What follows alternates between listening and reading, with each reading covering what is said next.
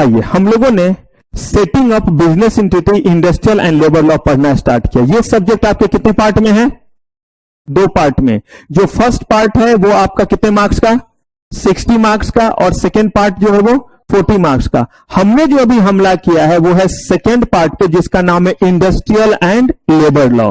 ध्यान से सुनिएगा, इंडस्ट्रियल एंड लेबर लॉ में आपको ढेर सारे एक्ट पढ़ने, तकरीबन 17-18 एक्ट्स पढ़ने हैं। और इन पूरे के पूरे एक्ट्स में जो मेन एस्पेक्ट है वो ये है कि इंप्लॉय और इंप्लॉयर के रिलेशन को अच्छा करने के लिए हमारे देश में अनएम्प्लॉयमेंट बहुत ज्यादा है। ये कोई नई बात नहीं है, ये हर बच्चा जो कभी सांस लेना शुरू करता है और वो जान जाता है कि अनएम्प्लॉयमेंट बहुत ज्यादा है, एम्प्लॉयमेंट का बुरा हाल है। इसलिए जो है वो कहीं ऐसा ना हो कि रामदीन कहीं काम करने के लिए आए और उसे जो है वो कम वेजेज मिले।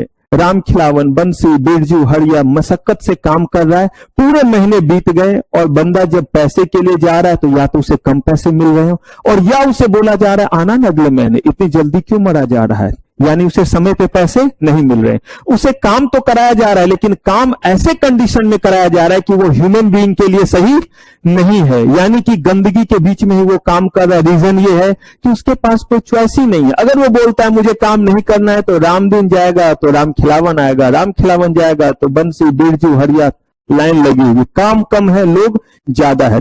इन्हीं चीजों को ध्यान में रखते हुए गवर्नमेंट ने ढेर सारे एक्ट बनाया, और एक्ट इसलिए बनाया क्योंकि जब तक कोई एक्ट नहीं तब तक कॉन्ट्रावेंशन नहीं, यानी कि जब तक कोई चीज कानून के दायरे में ही नहीं है तब तक कॉन्ट्रावेंशन कैसे कहलाएगा। आज इंडियन पिनल कोड में यह लिखा हुआ है कि किसी को चाकू मारना जो है वो बेसिकली एक ऑफेंस है, इसीलिए किसी को चाकू मारे जाने पे क्या मिलती है? सजा मिलती है।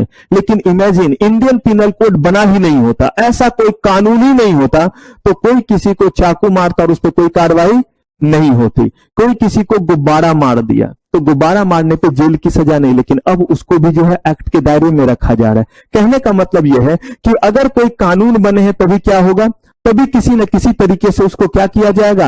एक्ट के दायरे में रखा जाएगा और कॉन्ट्रावेंशन होगा। इसीलिए इन्होंने लेबर को प्रोटेक्ट करने के लिए, इंप्लॉय को प्रोटेक्ट करने के लिए ढेर सारे कानून बनाए। लेकिन इरादा सिर्फ और सिर्फ एक ही नहीं था कि रामदीन, राम खिलावन, बंसी, बिरजू, हरिया इनको बचाया जाए, बल्कि कहा गया कि जब हम किसी को ढेर सारे जो है वो कानून बना करके प्रोटेक्ट कर देते हैं तो सामने वाला भी कभी कभी चौधरी बन जाता है कि हमारे लिए तो इतने सारे क्या बने हुए हैं? कानून बने हुए हैं, चलो अब हम कुछ जो है वो उत्पात मचाते हैं। बिल्कुल उसी तरीके से देखिएगा कि बहुत बच्चे को छोटे में जो है ना, खास तरह से बीमार वगैरह अगर रहा तो लोग उसे बड़ा प्रोटेक्ट करते हैं, क्योंकि उसको कुछ मार दिया, कुछ पीट दिया तो बच्चा बेहोश हो जाएगा, गिर जाएगा, वो बच्चा एक नंबर का नालायक निकलता है।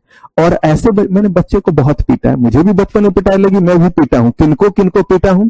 उनको पीटा जो बहुत खतरनाक बच्चा, खतरनाक इन द सेंस कि जिसको नहीं बोलते एकदम मीठा गुंडा, कि ऐसा एक्टिविटी कर देगा कि किसी को पता नहीं चलना है और उसके बाद वो वहां से गायब। तो मैं भी उसे कोपचे में ले जाकर के जब कोई ना देख रहा हो तब जो है वो ट्रीटमेंट करता था, और ट्रीटमेंट में ऐसे करता था कि मारने पे जैसे गाल पे चाटे लगते हैं ना, दाग आ जाता, ऐसा नहीं मारता था। ये वाले से जो सूटकेस और वीआईपी देता था ऐसे करके कि इसके जो है वो दाग ना लगे, बोलता था दोबारा करेगा, नहीं भैया नहीं नहीं नहीं अब नहीं करेंगे। वही चाचा के लड़के, बहुत सारे जो ऐसे खुराफात होते थे। तो अब देखिए, जब ज्यादा आपको इम्यूनिटी मिल जाता है तो आप क्या होते हैं? दूसरे को नुकसान पहुंचाते हैं।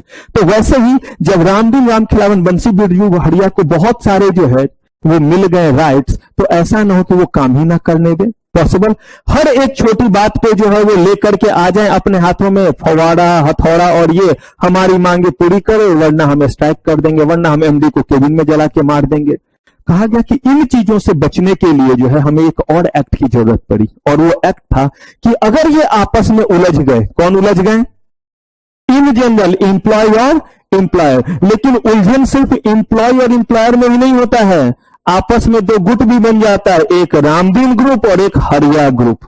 हरिया के ग्रुप में भी बहुत सारे लोग और रामदीन के ग्रुप में भी, और ये ग्रुप में जो भी तांडव करेंगे, तांडव तो हो रहा है वर्क प्लेस पे ही, नुकसान जो है वो इकोनॉमिकली हो सकता है या नहीं हो सकता है, और इसका इफेक्ट ऑल ओवरऑल हमारे इकोनॉमी पे क्या होगा? पड़ना ही पड़ना है। तो कहा गया कि कल के डेट में अगर कहीं एम्प्लॉय के बीच में जो है वो कुछ मच गया हो, या एम्प्लॉय और एम्प्लॉयर के बीच में जो है वो युद्ध छिड़ जाए, या दो अलग अलग तरह के एम्प्लॉयर भी आपस में भिड़ गए तो कहा कि इन चीजों को अगर जल्दी से नहीं निपटाया जाएगा तो मामला गंभीर हो सकता है। और कहा गया कि इसको क्या करें, हम कोर्ट में ही लेकर के जाएं। कहा गया कि बिल्कुल ले जा सकते हैं, कोर्ट में तो मामले जाते ही अगर किसी तरह का विवाद होता है तो पता चला कि तारीख पे तारीख, तारीख पे तारीख, और इंसान बन गया तारीख। और इन मामलों को अगर जल्दी ना निपटाए तो काम बंद। क्योंकि एक कह रहा है कि अगर हमारी सैलरी नहीं बढ़ाओगे, हमारी ये मांग नहीं मानोगे तो हम क्या करेंगे, स्ट्राइक पे जाएंगे। मैं ये नहीं कहता कि जायज मांग को सामने नहीं रखना चाहिए, लेकिन उसको रखने का भी एक तरीका होता है। अगर आप अपनी सही बात को भी गलत तरीके से करते हैं तो लॉ उसको प्रोटेक्ट नहीं करता है और आपके ऊपर भी क्या होंगे, केसेस फाइल होंगे। आपने देखा है किसी के साथ कुछ बुरा हुआ, लेकिन अगर वो भी जवाब में जो है वो हथियार उठाए और सामने वाले पे गोली चला दे तो ऐसे केस में जो है वो कानून उसे ही सजा देता है। जिसने पहले किया उसको तो देगा ही, हाँ, लेकिन अगर आपने अपने डिफेंस में किया तो नहीं। लेकिन आपने बिल्कुल होशोहवास में, वो बंदा पकड़ा गया और आप कहते हैं कि नहीं, इसे कानून सजा नहीं देगा, फिल्मी स्टाइल में आ गए, इसे तो सजा मैं दूंगा, खबरदार अगर पुलिस इसमें बीच में आई तो। अगर ऐसे नाटक आप करेंगे तो बताइए लॉ आपको क्या बोलती है कि कानून अपने हाथ में लीजिए और आप ही निपटा दीजिए? कहा नहीं। ठीक है, वैसे ही रामदीन का गुस्सा बिल्कुल जायज है, राम खिलावन का गुस्सा भी जायज है। एम्प्लॉयर ने गलत किया है तो क्या करे, जैसे मारुति उद्योग लिमिटेड में जो जनरल मैनेजर को उसके केबिन में जो है वो जिंदा जो है वो पेट्रोल छीट करके जला दिया गया, क्या वही प्रोसेस करें? कहा नहीं, ऐसा प्रोसेस ना हो। इन्हीं चीजों को ध्यान में रख करके इन्होंने एक एक्ट बनाया और उस एक्ट का नाम दिया इंडस्ट्रियल डिस्प्यूट एक्ट, और कहा कि ये जो है वो दुखद घड़ी है जब एम्प्लॉय और एम्प्लॉयर के बीच के रिलेशन अच्छे नहीं है। कहा गया कि रिलेशन अच्छे नहीं है, लेकिन इसको अच्छा किया तो जा सकता है। तो अगर किसी रिलेशन को हम ज्यादा दिनों तक छोड़ देंगे खराब स्थिति में तो वो और क्या होता जाएगा, खराब, और कभी ना कभी वो विस्फोट करेगा। आज जो है वो रामदीन यानी कि जो है वो एम्प्लॉय के ग्रुप और एम्प्लॉयर के ग्रुप में थोड़ा सा गिला शिकवा है, कल को ये चीज क्या हो सकता है, बढ़ भी सकता है। इसीलिए उन्होंने कहा कि जितनी जल्दी हो सके इसे निपटाना है और एमिकेबल तरीके से। एमिकेबल का मतलब होता है जल्दी से जल्दी और आसान तरीके से निपटाना को क्या बोलते हैं, एमिकेबल। तो जितने शांतिपूर्ण तरीके से हो सकते, जितने सिविलाइज मैनर में हो सकते उतने अच्छे से कर ले, ताकि एजुडिकेशन की जरूरत ना पड़े। एजुडिकेशन का मतलब कानूनी कार्रवाई की जरूरत, यानी कि आपसी मेल जोल से, निगोशिएशन से दोनों पक्ष को सामने रखा और तब बातचीत शुरू की जाए। कहा इसके लिए हमें पूरा का पूरा क्या बनाना पड़ेगा, एक सिस्टम बनाना पड़ेगा। और सिर्फ सिस्टम ही नहीं, सबसे पहले तो हमें बहुत सारी चीजों को डिफाइन कर। प्लीज बहुत ध्यान से बात को सुनिएगा, क्योंकि जो मैं पढ़ाने जा रहा हूं कोई रॉकेट साइंस नहीं है कि आपको समझ में नहीं आएगा। लेकिन अगर एग्जाम में ओपन एंडेड क्वेश्चन पूछ दिया गया और ये बातें आपने ढंग से नहीं सुनी है तो उस क्वेश्चन का जवाब नहीं दे पाएंगे। जो डेफिनेशन पूछा जाएगा, right short notes on strike, वो आप लिख देंगे। लेकिन आज ही जैसे मैंने सरप्राइज टेस्ट आपका लिया था मॉड 2 में, तो वो जो आपका इनडायरेक्ट नेचर का क्वेश्चन होता है उसके लिए चीज सुना होना बहुत जरूरी है, तो ध्यान से सुनिएगा। कहा गया कि हमें जो है वो सेटलमेंट करना है, हमें जो है वो डिस्प्यूट को खत्म करना है, लेकिन ये खत्म करने का हमारा मैकेनिज्म इतना अच्छा बना हुआ रहेगा इस एक्ट के तहत कि पहले हम बातों से चीजों को ठीक करेंगे, और अगर बातों से नहीं माना गया तो हम कानूनी कार्रवाई से करेंगे, जहां पे उनके ऊपर थूक दिया जाएगा। मतलब क्या है, मम्मी पापा की तरह पहले समझाते हैं कि देखो बेटा, पढ़ना बहुत जरूरी है, बहुत मुश्किल से हम पैसे कमा के लाते हैं, उन पैसे का सही इस्तेमाल करो। दुनिया में बहुत ऐसे लोग हैं जिनको खुद कमाना पड़ता है और खुद पढ़ रहे हैं। आज आप देखेंगे 2 दिन से यूपीएससी का रिजल्ट वगैरह निकला है, जानना चाहिए, चीजें चर्चा में है। 11 लाख लोगों ने फॉर्म भरा था, 11 लाख, कितना, 11 लाख, जिसमें से लगभग 5.25 लाख लोग अपीयर हुए थे एग्जाम में, और उसमें से 900 लोगों को फाइनल सिलेक्शन हुआ है। और आप एक ऐसे एग्जाम को दे रहे जिस एग्जाम में कोई कंपटीशन नहीं है, सारे बच्चों को अगर 50% आ जाएगा तो सब पास हो जाएगा, और उस एग्जाम के लिए इतने चौड़े होकर के घूमते हैं, प्रिपेयरिंग फॉर सीएस। अच्छी बात है आप प्रिपेयरिंग करें सीएस के लिए, लेकिन इसमें मैंने आपको पहले दिन ही बोला था, याद कीजिए, कि सीएस में पास नहीं करना, सीए सीएस सीए में इन चीजों में पास नहीं करेंगे ऐसा तो कोई चीज ही नहीं है। ये कोर्स कहां है, ये तो एक समझ लीजिए डिग्री कोर्स है। जैसे आप बीकॉम में कभी सुने कोई बोलता अरे बड़े मेहनत से लगे, बीकॉम कर जाएंगे तो बहुत हो जाएगा, नहीं। जैसे डिग्री है वैसे ये भी डिग्री है। जिसको भी इंडिविजुअल 40% इंडिविजुअल सब्जेक्ट में 50% क्या है, एग्रीगेट आ जाएगा, वो सब पास करेंगे।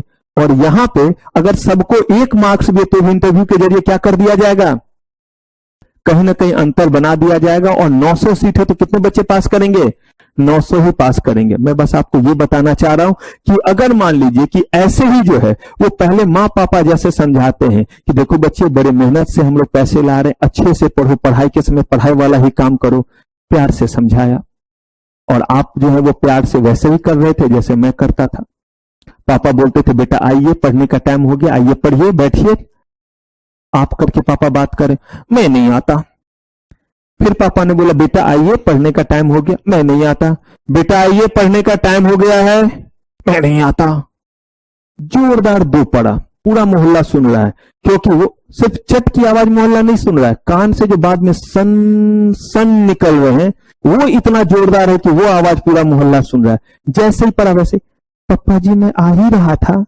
कहते हैं ना लातों के भूत बात से नहीं मानते, तो ऐसे भूत हम लोग थे। तो अब जो है वो जब दो पड़ा तो पप्पा जी मैं आ ही रहा था। तो वैसे ही जो है पहले माँ पापा प्यार से समझाते हैं और नहीं तो फिर वो समझा देते हैं। आगे आप समझ ही रहे हैं कि कैसे कैसे करके समझा देते हैं। 4 एग्जाम्पल उधर, 2 एग्जाम्पल उतना, इतना बोलेंगे कि जी चाहेगा कि कहीं लिख दें आई क्विट और जाकर के कूद जाए। लेकिन फिर जो है वो दिल बोलता है कोई बात नहीं, ये तो रोज का काम है। थोड़ा देर जो है वो बोलते हैं कि नहीं खाना है।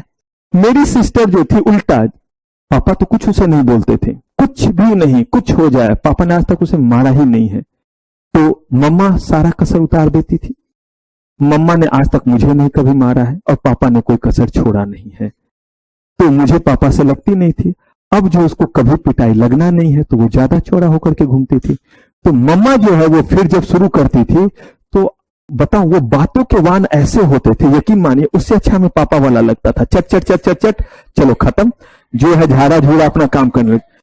मम्मा वाला जो है वो पूछिए नहीं कब तक चुभ रहा है, कुछ यहां चुभ रहा है, कुछ यहां चुभ रहा है, कुछ तो यहां, कब तक चुभता रहेगा।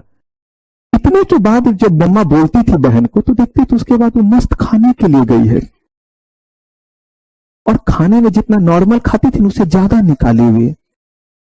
मैं ऐसे ही बोलता था कि बहन कुछ बुरा नहीं लगा, वैसे बुरा लगेगा तो मर नहीं जाएंगे भूख से, ये तो रोज का काम है।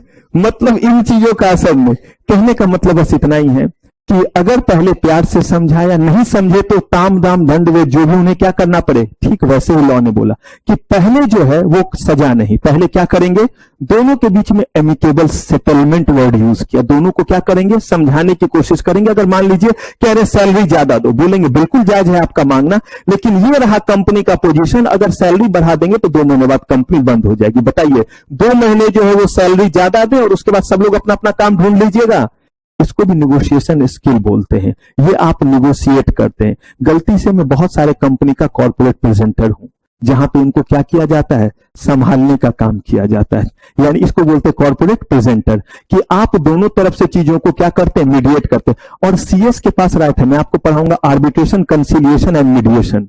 तो उसमें जो है वो दिया भी गया है कि एक सीएस क्या बन सकता है, आर्बिट्रेटर और कंसिलिएटर बन सकता है। कहने का मतलब है कि हमें वो पूरा का पूरा मैकेनिज्म पढ़ना है। और उसके बाद क्या पढ़ना है कि जो वर्ड हम सुनते हैं स्ट्राइक, तो क्या स्ट्राइक जायज है, और अगर है तो अगर कोई पब्लिक यूटिलिटी सर्विसेज में है तो क्या वो भी स्ट्राइक पे आ सकता है। पता चला कि हमारे देश की सेना बोलेगी हम स्ट्राइक पे, तब तक चीन तो दिल्ली तक पहुंच जाएगा, पाकिस्तान जो पूरे कश्मीर में फैल जाएगा।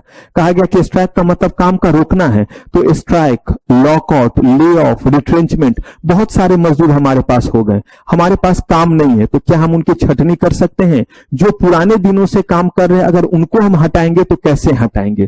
तो ये सारे चीजों को हमें यहां पे रिजॉल्व करना है। किस एक्ट के जरिए, इंडस्ट्रियल डिस्प्यूट एक्ट में। तो सबसे पहले तो इसमें 2 वर्ड जानने पड़ेंगे, और वो वर्ड हो गया हमारा इंडस्ट्री का मतलब क्या है, और किस तरह के डिस्प्यूट को आप क्या बोलेंगे, इंडस्ट्रियल डिस्प्यूट। रामदीन और राम खिलावन के बीच में मुक्का मुक्की हो गया, क्यों हो गया, तो हरिया ने जो है वो राम दुलारी को जो है वो फूल पकड़ा दिया, तो इसी बात पे जो है वो रामदीन और हरिया में युद्ध मच गया। तो क्या ये भी इंडस्ट्रियल डिस्प्यूट का पार्ट होगा। कहा गया कि यही सारा चीज हमें पहले देखना है। वर्कमैन के कैटेगरी में कौन कौन से लोग आएंगे, क्या सारे लोग वर्कमैन के कैटेगरी में आएंगे, वेजेज का यहाँ पे क्या मतलब रहेगा, स्ट्राइक का मतलब क्या रहेगा, ये सारा चीज हमें देखना रहेगा। तो चलिए इस एक्ट का पर्पस और ये एक्ट आया क्यों, ये हमारे लिए क्लियर है। कहा गया कि ये एक्ट जब हमारा आया, इससे पहले कौन सा एक्ट इस चीज को देख रहा था? Employers and workman dispute act 1880। कितनी पुरानी बात है, लेकिन ये आपके लिए बिल्कुल इंपॉर्टेंट नहीं होता अगर आपके एग्जाम में एमसीक्यू नहीं आता तो। मैं इसे रटने तो नहीं बोलूंगा, लेकिन एक नजर जरूर रखिएगा ताकि आपको यह ध्यान रहे कि किस एक्ट को रिप्लेस करके इंडस्ट्रियल डिस्प्यूट एक्ट आया, और ऑप्शन में वो दे देंगे। अलग अलग एक्ट का नाम आपको यह ध्यान रखना पड़ेगा। पहले यही एक्ट था जो इंडस्ट्रियल डिस्प्यूट को क्या करता था? गवर्न करता था, कंट्रोल करता था। द ट्रेड डिस्प्यूट एक्ट क्या किया? इसको रिप्लेस किया, और अब कह रहे द एक्ट एक्सटेंड टू कहां पे? Whole of India. इसी को इंडस्ट्रियल डिस्प्यूट एक्ट या ट्रेड डिस्प्यूट एक्ट कहते हैं। यानी कि ये हर जगह एप्लीकेबल है, चाहे वो प्राइवेट कंपनी हो, चाहे कौन सी कंपनी हो, पब्लिक कंपनी हो, चाहे गवर्नमेंट कंपनी हो। कहा कि सबके ऊपर ये क्या रहेगा? एप्लीकेबल रहेगा। लेकिन कहां? जहां पे क्या होगा? इंडस्ट्रियल डिस्प्यूट होगा। तो चलते हैं आगे, देखते हैं किसको इंडस्ट्रियल डिस्प्यूट कहेंगे। जब ये बात हुई कि इंडस्ट्रियल डिस्प्यूट का मतलब क्या है, तो एक केस आया था। बहुत ध्यान से भी चीजों को समझिएगा, सब आपके नोट्स में बहुत अच्छे से मैंने दिया है as it is. Workman of Dimakuchi tea estate. मुझे मत कहिएगा नाम मैंने नहीं रखा था, मैं इसका पप्पा जी नहीं था। तो जिन्होंने नाम रखा था वो जाने क्या नाम है? Dimakuchi tea estate versus management of Dimakuchi tea estate. चाय बागान के मालिक और मजदूरों के बीच का मामला था। मामला कहां पहुंचा? Supreme court. और सुप्रीम कोर्ट ने जो है वो देखिए क्या क्या बेसिकली जो है वो ऑब्जेक्टिव बताया। किसका ऑब्जेक्टिव? इस एक्ट का। कि बोला कि किस पर्पज से ये एक्ट है वो उन्हें बताना पड़ा इस केस में, और कहा कि promotion of measures for securing and preserving Amity. Amity का मतलब होता है मेलजोल, and good relation between employer and workman. कह रहे हैं कि वर्कमैन और एम्प्लॉयर के बीच में जो है वो रिलेशन क्या रहे? अच्छा रहे, और अच्छा रिलेशन को हम प्रमोट कर सके। ये पहला पर्पस है किसका? आपके इंडस्ट्रियल डिस्प्यूट एक्ट का। हो सकता है यहां पे डायरेक्टली आपसे क्वेश्चन पूछ दे कि mention the objective of industrial dispute act. उस केस में अगर आपको केस का नाम नहीं याद है तो जरूरत नहीं है केस का नाम लिखने की। झूठा नाम नहीं लिखना है। झूठा नाम क्यों नहीं लिखना है मैंने आपको पहले भी बताया कि अगर आप सोचते हैं कि नाम भी तो उठपटांग है, workman of Dimakuchi tea estate, चल लिख दे वर्कमैन ऑफ काचामुचा वर्सेस काचामुचा मैनेजमेंट। पॉसिबल? अगर आप ऐसा करते हैं तो याद रखें, हमें सही बात है, हमें सारे केस का नाम याद नहीं। कैसे मुझे भी सारे केस का, हम ही लोग को तो कॉपी चेक करना है, तो सारे केस का नाम याद नहीं है। लेकिन ये केस का नाम गलत है, इतना सेंस हम लोग को भी, जैसे मैंने बताया भी कि आपको भी जैसे बहुत बार होता है कि आप जो है वो कोई गाना सुनते हैं, आपको ऐसा लगता है कि पेट में मूवी का नाम है लेकिन जबान पे नहीं आ रहा है, और अजीब सा बौखलाहट हो रहा है, किस मूवी का ये सॉन्ग है। गाना सुनते ही जो है वो आपने जो है वो पूछा कि बता जरा किस मूवी का है, तो बाबा जी ऐसे तो धार्मिक भावनाओं से ओतप्रोत, लेकिन इन्होंने जो है वो कोई गाना सुना, अब इनके जो है वो नहीं आ रहा है दिमाग में कौन सा। इन्होंने पूछा बताना स्नेहा किस मूवी का है, तो इन्होंने बताया कि ये जो है वो कुछ कुछ होता का है। तो उन्होंने बोल दिया तुझे ऐसे ही कुछ कुछ होता रहता है, लेकिन ये इस मूवी का नहीं है। अब देखिए खुद नाम नहीं पता और उन्होंने बोला तो क्या बोल रहे हैं, ऐसा अटपटांग सा जवाब। फिर इन्होंने जो है वो अपने बाएं मुस्कान से पूछा तो बता भाई, तो इन्होंने भी बोला दिलवाले दुल्हनिया ले जाएंगे। फिर उन्होंने बोला चाहे कुत्ते ले जाए बिल्ली ले जाए, ये इस मूवी का नहीं है। कहने का मतलब बड़ा सरकास्टिक सा ये क्या कर रहे हैं रिप्लाई, लेकिन इनको भी सही पता है नहीं। फिर इन्होंने जो है वो दिशा से पूछा, बहुत शांत दिखने वाले दिशा ने कह दिया ये बाजीगर मूवी का है। तो उन्होंने बोला हाँ हाँ हाँ सही बोल रहे थे। मतलब खुद याद नहीं आ रहा है, किसी ने गलत बोला तो एकदम पक्का कह दिया कि ये गलत है। गलत बोल रहे हैं तो कह रहे हैं कि ये गलत है, सही पता नहीं। जैसे किसी ने सही बोला तो क्या कह दिया, हाँ ये इसी मूवी का है। ठीक वैसे ही आप अगर कच्चा मुच्चा बोलिएगा तो ठीक है, मुझे ये याद नहीं आ रहा है कि ये दिमाकुची है, लेकिन जैसे ही आपने कच्चा मुच्चा बोला मैं बोलूंगा ये तो नहीं है। तो ऐसे ही हमें गलत नहीं लिखना है, उसमें हम क्या लिख देंगे, in a decided case supreme court held that. अगर ये भी याद नहीं रहे कि सुप्रीम कोर्ट ने ये बात बोला था तो बस इतना लिख दीजिए, in a decided case it was held that. In a decided case following was the objective decided by the court, और तब उसके बारे में लिखना शुरू कर दीजिए। तो पहला क्या हुआ, प्रमोशन, किस चीज का भाई प्रमोशन करे, खूब झगड़ा हो नहीं, उनके बीच में अच्छे रिलेशन रहे और झगड़े ना हो। Investigation and settlement of what, सिर्फ यही नहीं कि उनके बीच में झगड़ा ना हो, अगर हुआ तो इन्वेस्टिगेशन करने का तरीका और उसके बाद सेटलमेंट तक पहुंचने का तरीका। इन्वेस्टिगेशन भी अनबायस्ड तरीके से होना चाहिए, ये नहीं कि जो भी इन्वेस्टिगेटर में सब और सब किसके तरफ से जा रहे हैं, मैनेजमेंट की तरफ से, तो कहा गया नहीं, इन्वेस्टिगेशन का भी तरीका और सेटलमेंट तक पहुंचने का तरीका भी उनको क्या करना पड़ेगा, डिफाइन करना पड़ेगा, चाहे वो किनके बीच में हो, एम्प्लॉयर एंड एम्प्लॉयर के बीच में, एम्प्लॉयर और वर्कमैन या वर्कमैन एंड वर्कमैन के बीच में हो, का ठीक है। प्रिवेंशन ऑफ स्ट्राइक लिखा हुआ या इलीगल स्ट्राइक एंड लॉकआउट, बताऊंगा बहुत डिटेल में। स्ट्राइक का मतलब हुआ कि जब मजदूर कहता है कि हमारी मांगे पूरी करो वरना हम काम नहीं करेंगे, मजदूर के तरफ से रिफ्यूजल कि हमें काम नहीं करना है, क्या कहलाया, स्ट्राइक।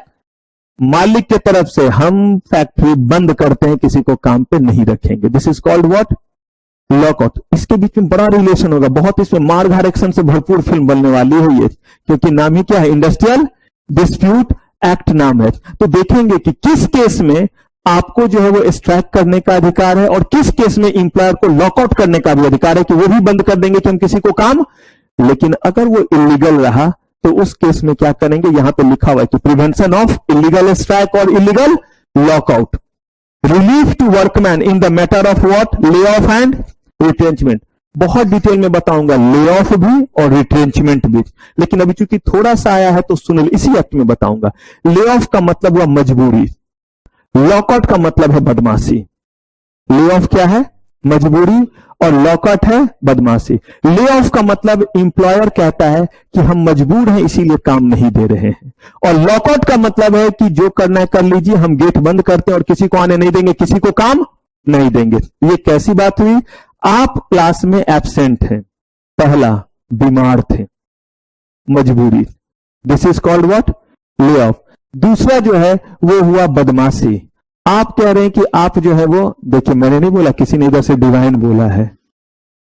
अब देखिए, अब जो है वो कह रहे हैं कि एक क्या हुआ कि बदमाशी, कौन सा बदमाशी, कि एक लोग मिलकर के 3 लोग को हॉस्पिटल ले जा रहे हैं, और जिसको हॉस्पिटल ले जा रहे हैं वो एकदम टनाटन है, और वो जो है वो कहीं और घूम रहे हैं, जिनको कहां लेकर के जा रहे हैं, ये क्या हुआ, बदमाशी, कि आप जानबूझ करके क्लास को क्या कर रहे हैं, बंक कर रहे हैं।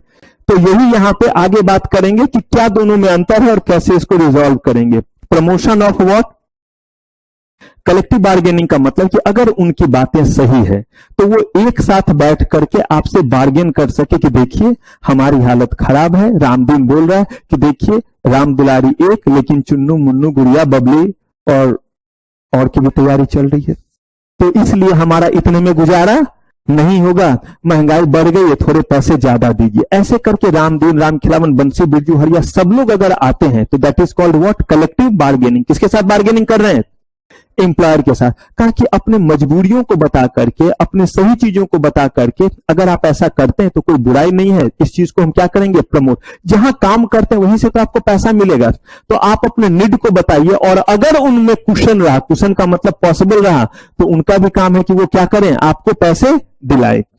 प्रोवाइडिंग मशीनरी और authority for settlement of industrial, ये जितने चीज आप पढ़ रहे हैं वो सारा हमें आगे पढ़ना है। मशीनरी का मतलब कोई मशीन बनाना नहीं है, मशीनरी का मतलब है प्रोसेस, कि कौन कौन सा ऑथोरिटी आपने अपॉइंट किया, पहले मामला किसके पास जाएगा, फिर किसके पास जाएगा, फिर किसके पास जाएगा। Relief to workman in case of transfer and closure of, मजबूरी है, अंडरटेकिंग बंद हो रहा है, ट्रांसफर हो रहा है, तो ऐसे केस में जो है वो क्या करेंगे, कितना रिलीफ उनको प्रोवाइड करेंगे। आपकी भी मजबूरी है कि आप कंपनी नहीं चला सकते, फैक्ट्री नहीं चला सकते, क्यों नहीं चला सकते हैं, उस चीज का डिमांड भी बंद हो गया। आप प्लास्टिक का जो है वो थैली बनाते थे, पॉसिबल, बहुत सारी फैक्ट्री थी जो बनाती थी, अगर जो है वो बंद हो गया, रोक लग गया, आपके पास अभी वो मशीन नहीं आया है जो इतने माइक्रोन तक का बना सके, जो गवर्नमेंट ने अलाउ किया हुआ, क्योंकि सबके लिए तो अलग अलग मशीन लगता है। ऐसे केस में अगर वो बंद हो रहा है तो उसमें कितना कंपनसेशन देंगे, कितने दिन का नोटिस देंगे, ये सारी बात के लिए बोला मैकेनिज्म तैयार करो।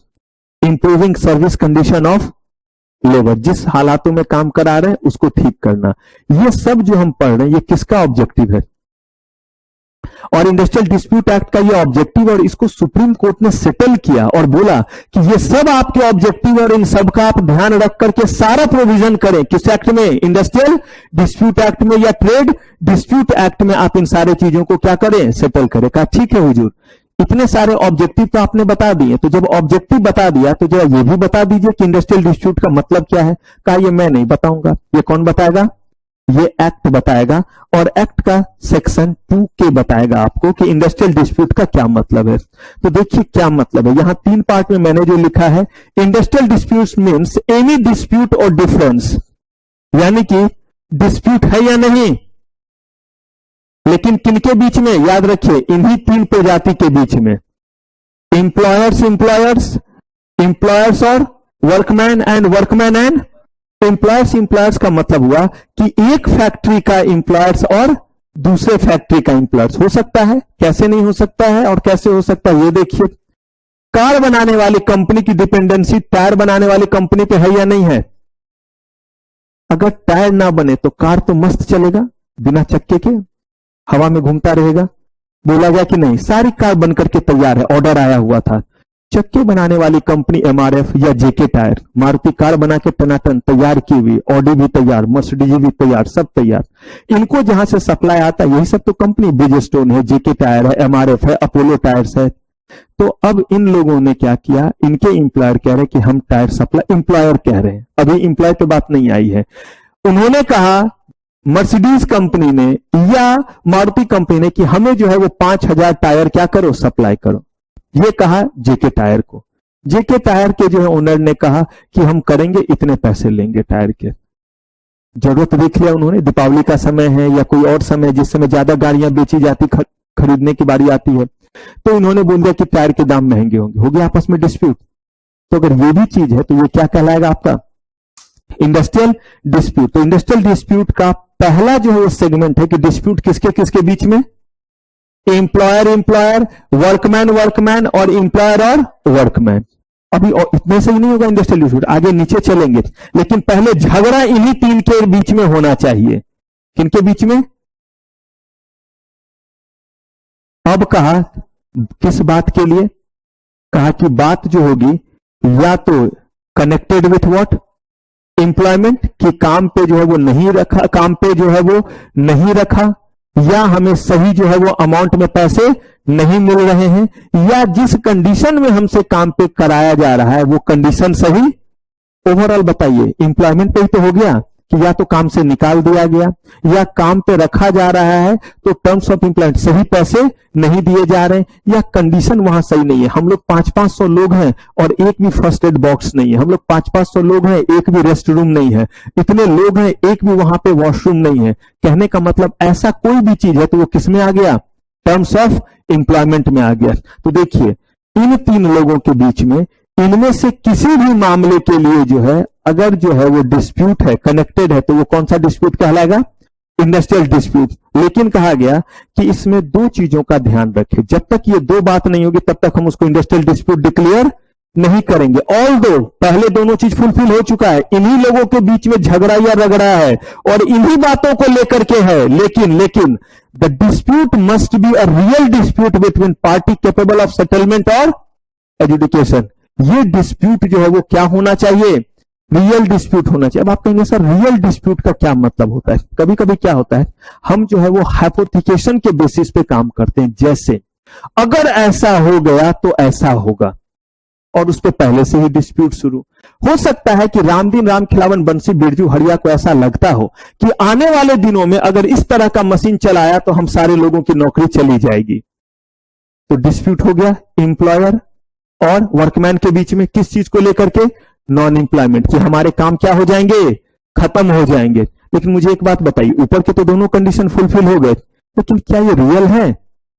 अरे किसी ने उसे बता दिया वहां के लोगों को कि आपके यहां जो मशीन आने वाला है, उस मशीन के आने के बाद जो है वो कम से कम 100 लोगों की नौकरी जानी है। अगर सही में चला जाएगा तो ये इंडस्ट्रियल डिस्प्यूट होगा या नहीं? सिर्फ हाइपोथिकेशन के बेसिस पे, सिर्फ इमेजिनेशन के बेसिस पे कि ऐसा होगा, बोला गया ये इंडस्ट्रियल डिस्प्यूट नहीं कहलाएगा। और यही कहा गया कि ये क्या होना चाहिए? डिस्प्यूट रियल होना चाहिए, आपके दिमाग का उपज नहीं होना चाहिए और आपके दिमाग में नहीं होना चाहिए। क्लियर है ये बात?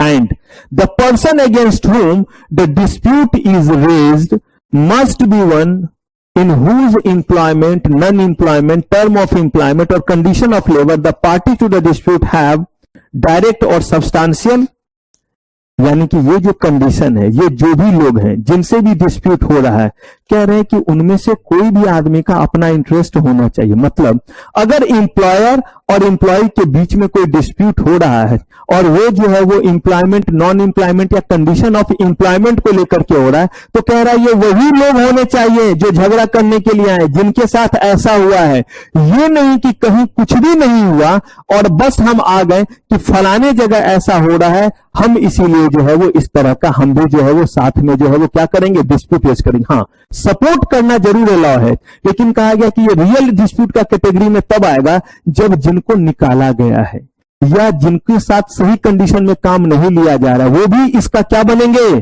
अगर वो भी पार्ट बनेंगे तब ये रियल डिस्प्यूट कहलाएगा। एक तो डिस्प्यूट इमेजिनरी नहीं होना चाहिए, एकदम ध्यान से समझिएगा, डिस्प्यूट इमेजिनरी। दूसरा, जिनके डिस्प्यूट को लेकर के सब लोग प्रदर्शन कर रहे हैं कि जो है वो इसको मारा, रामदीन को मुक्के से मार दिया, बहुत मारा, रामदीन जैसे और 4 लोगों को मारा, तो वो 4 लोगों का यही कहना है या वो लोग कुछ और कह रहे हैं, कहीं और हैं, उनका कहीं इससे लेना देना नहीं है, और आप सारे लोग चौधरी बनकर के जो है जिंदाबाद और मुर्दाबाद लगा रहे हैं। कहा गया ये नहीं होना चाहिए। तो पहला चीज, किसके किसके बीच डिस्प्यूट हो, एम्प्लॉयर के बीच में, वर्कमैन के बीच में, या एम्प्लॉयर और मुद्दा जो होना चाहिए वो employment, non employment, term of condition और लेबर ऑफ एम्प्लॉयमेंट। कहने का मतलब है काम से रिलेटेड होना चाहिए और वो रियल होना चाहिए, और जिसके साथ उन 4 में से कोई भी चीज हुआ है, कौन सा चीज, employment, non employment, terms of employment, वो भी उसका क्या बनना चाहिए, पार्ट बनना चाहिए। क्लियर है?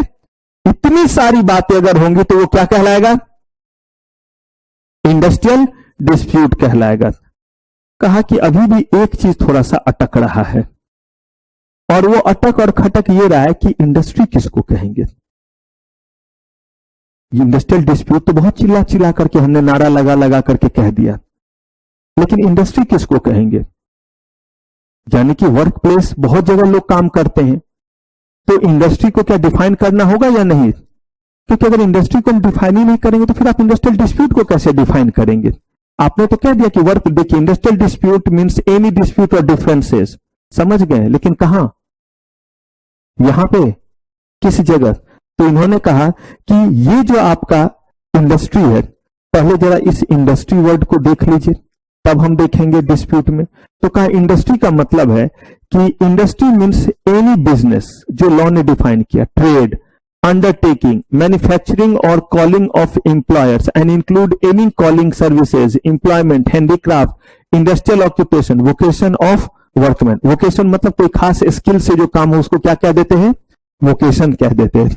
जैसे बिनने उनने वाला जो काम होता है, मतलब स्वेटर वगैरह बिनना, या फिर जो है वो बांस के जो है वो पतले पतले फ्लेक्स से टोकरी वगैरह बनाना, तो इस तरह की चीज को इस कैटेगरी में ले आते हैं। कहा ठीक है, लेकिन ये जो हम वर्ड कह रहे हैं इंडस्ट्री, अगर हम देखें तो इसमें सारे चीज आ जा रहे हैं। थोड़ा कंफ्यूजिंग सा लग रहा है कि अभी भी कोई जगह कहीं ऐसा तो नहीं है कि इंडस्ट्री के दायरे में नहीं आएगा। तो उन्होंने बोला कि मैक्सिमम चीज को तो हमने कवर किया, लेकिन एक इसमें जो है वो इशू आया, तो ये मामला पहुंचा अदालत में, और वो जो है वो अदालत आपकी कोई और नहीं, कौन सा कोर्ट था, सुप्रीम कोर्ट। किस चीज को लेकर के मामला पहुंचा कि माय लॉर्ड इंडस्ट्री को लेकर के इशू आ रहा है। ये जो नाम लिखा है, इस नाम में थोड़ा कंफ्यूजन हो जाता है, हम लिख देते मीन्स एनी बिजनेस। अब एनी बिजनेस तो संसार का कोई भी चीज हो सकता है, फिर ट्रेड भी लिख रहे हैं, फिर अंडरटेकिंग लिख रहे हैं। तो सुप्रीम कोर्ट ने कहा कि ठीक है बच्चा, देते हैं इसका समाधान, और उन्होंने समाधान दिया और उन्होंने बोला ट्रिपल टेस्ट करो। कहा कोरोना हो गया है, पहले ये कराओ आरपीटीजी, फिर वो वाला कराओ, फिर ये कराओ, फिर और कराओ। बोला कि नहीं, ट्रिपल टेस्ट का मतलब है 3 बातों को टेस्ट करो। अगर ये 3 में से कोई भी चीज वहां अवेलेबल है तो उस जगह को क्या बोल दो, इंडस्ट्री। और कहा डिस्प्यूट, तो बोला अभी तो नारा लगा कर क्या है वो इंडस्ट्रियल डिस्प्यूट का, तो अगर इसमें से कोई तरह का चीज उस जगह पे हो रहा है तो उसको क्या बोल देना, इंडस्ट्रियल डिस्प्यूट। तो कहा जगह के लिए क्या चेक करें, तो यहां उन्होंने कहा कि वहां पे सिस्टमेटिक एक्टिविटी होना चाहिए और is organise by cooperation between किसके किसके बीच में, एम्प्लॉयर एम्प्लॉयर के सिस्टमेटिक एक्टिविटी से वहां पे क्या हो रहा हो, यानी कि एम्प्लॉय और एम्प्लॉयर के सहयोग से वहां पे एक कंटिन्यूअस मैनर में सिस्टमेटिक जो है वो क्या हो रहा हो, वर्क हो रहा हो। किस चीज के लिए, for production and distribution of goods and services, जो कि क्या करे, सेटिस्फाई ह्यूमन वांट्स एंड, अब देखिए इन्होंने सबको लपेट लिया। मुझे एक चीज बताइए, गुड्स या सर्विस, इसके अलावा दुनिया में कुछ और दिखता है आपको? कोई भी चीज या तो गुड्स के कैटेगरी में आ गया या किसके कैटेगरी में, तो बोला चाहे गुड्स बनता हो चाहे क्या बनता हो, सर्विसेज। लेकिन वो गुड्स और वो सर्विसेज, गुड्स तो ये भी हुआ चोरस गांजा, तो कहा कि क्या सेटिस्फाई ह्यूमन वांट्स एंड विशेष। आप बोलेगा हाँ सर कुछ लोगों के विशेष को, तो नहीं, नालायकों के विशेष को पूरा करने के लिए लॉ नहीं है, कुछ का विशेष नहीं है ये कि खूब ये मिले, कहा नहीं। लॉफुली जो भी चीज किस कैटेगरी में आता है, प्रोडक्ट के कैटेगरी में, और लॉफुली जो किस कैटेगरी में आता हो, सर्विस। ये भी तो एक सर्विस है। अब ये भी पता चला सुयांगी के घर पे कोई नहीं है, सारे लोग जो है वो गए हुए हैं और वो सिक्योरिटी में वहां पे है, इसीलिए आज क्लास नहीं आए हैं। सिक्योरिटी में अपने घर पे, इसका मतलब ये है कि मालदार आसामी, कुछ घर में है पैसा उसा गड़ा हुआ, समझ रहे हैं, हो सकता है। अच्छा, इसका मतलब इनके भी घर में पैसा है, ये भी सपोर्ट कर रहे हैं उनको, हो सकता है। अच्छा चलिए, 2-2 हजार रुपए के हो सकता है, ढेर सारे नोट ही हो, टाइल्स के नीचे जो पूरा भर भर के रखा हो, पॉसिबल। अब कह रहे हैं अगर ऐसा है तो कह रहे हैं कि कोई भी ऐसा चीज, जो चीज आपका लीगल दायरे में आता हो, सिर्फ वही क्या कहलाएगा, गुड्स, और क्या कहलाएगा, सर्विस। अब जो हम ये सर्विस करने लगे, कौन सा सर्विस, तो बताइए किसको उठाना है, सर्विस ही तो है। बाबा जी के ढेर सारे भक्त, इन्होंने एक को बोला उसको गायब कर दे, किडनैपिंग सर्विस के कैटेगरी में आएगा, कहा गया लीगल है, इसीलिए सर्विस के कैटेगरी में। तो कोई भी लीगल जो है कैटेगरी में आने वाला गुड्स या लीगल कैटेगरी में आने वाला कौन सा चीज, सर्विसेज, दोनों में से कोई भी चीज अगर रहा, तो ये कह रहे हैं कि अगर ह्यूमन वांट्स और नीड को पूरा कर रहा है और ये इंप्लॉय और इंप्लॉयर के मदद से हो रहा है और ये रेगुलर बेसिस पे सिस्टमेटिक तरीके से होता है, तो उस जगह को हम क्या बोलेंगे। अब मुझे बताइए, इसमें दुकान से लेकर के हॉस्पिटल से लेकर के हर चीज आएगा या नहीं आएगा, हर चीज आएगा, क्योंकि सर्विस भी तो दिया हुआ है और ह्यूमन वांट्स और नीड को पूरा करना है, और साथ में किस तरीके से, सिस्टमेटिक तरीके से। तो इसका मतलब इंडस्ट्री क्लियर। कौन से केस में ये फैसला दिया, ये ध्यान रखना पड़ेगा, बहुत इंपॉर्टेंट केस है ये जो दोनों केस मैंने आपको बताया है जिसमें ऑब्जेक्टिव शामिल आया, उससे भी खतरनाक ये केस है। वैसे मैं कभी आपको जो है नाम याद करने के लिए नहीं बोलता हूं, लेकिन ये नाम एकदम याद रहना चाहिए, इस केस का नाम, जिसका नाम है Bangalore water supply versus what, A Rajappa. अब ये नहीं सर ए रजप्पा है तो सी करियप्पा, ऐसा कुछ नहीं करना है। तो Bangalore water supply versus A Rajappa के केस में ये मामला गया था। अब और सुनिए, यहां पे ये फैसला कितने जो है वो बेंचेज में लिया है। अच्छा, बेंचेज का मतलब हर जगह अपना एक बेंच लेके आते होंगे, रख देते होंगे, उसको बेंच बोलते हैं। हाँ, फैसला लेते वक्त जो जूरी की टीम होती है उसको क्या बोलते हैं, और सबसे बड़ा बेंच सुप्रीम कोर्ट का 7 बेंच है, इसको कॉन्स्टिट्यूशनल बेंच बोलते हैं, संविधान पीठ बोलते हैं।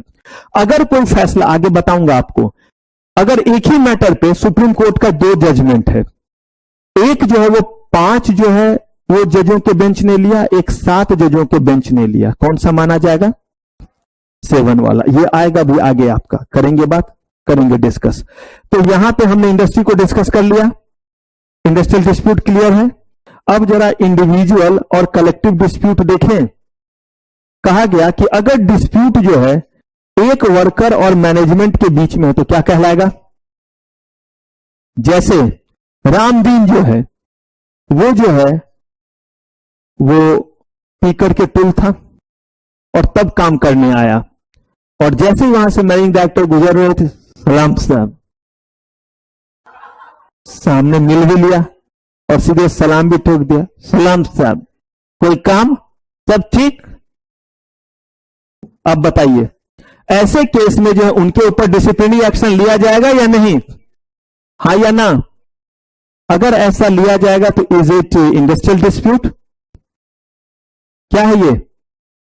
इंडिविजुअल डिस्प्यूट है, क्योंकि यहां पे सिर्फ और सिर्फ रामदीन के साथ का डिस्प्यूट है। लेकिन ध्यान से समझिए, आगे कुछ है मामला कि एक के साथ भी रहेगा तो इंडस्ट्रियल डिस्प्यूट में कन्वर्ट हो जाएगा। Where any dispute relate to whom? Overall worker. किस चीज को लेकर के भाई? समय कि बहुत देर काम कराते हैं, सुबह से शाम तक लगे रहते हैं, 9 घंटे का वर्क पीरियड है और पता नहीं कब छुट्टी देंगे। बिल्कुल वैसे ही सुबह से बुलाते हैं, कब पता नहीं कि कब जो है वो क्या होगा, छुट्टी। ये इंडस्ट्रियल डिस्प्यूट नहीं आता है, इसीलिए खुश होने की जरूरत नहीं है, हम लोग बैठे रहे। हाँ, इस पे एक्ट में मुक्का लगेगा।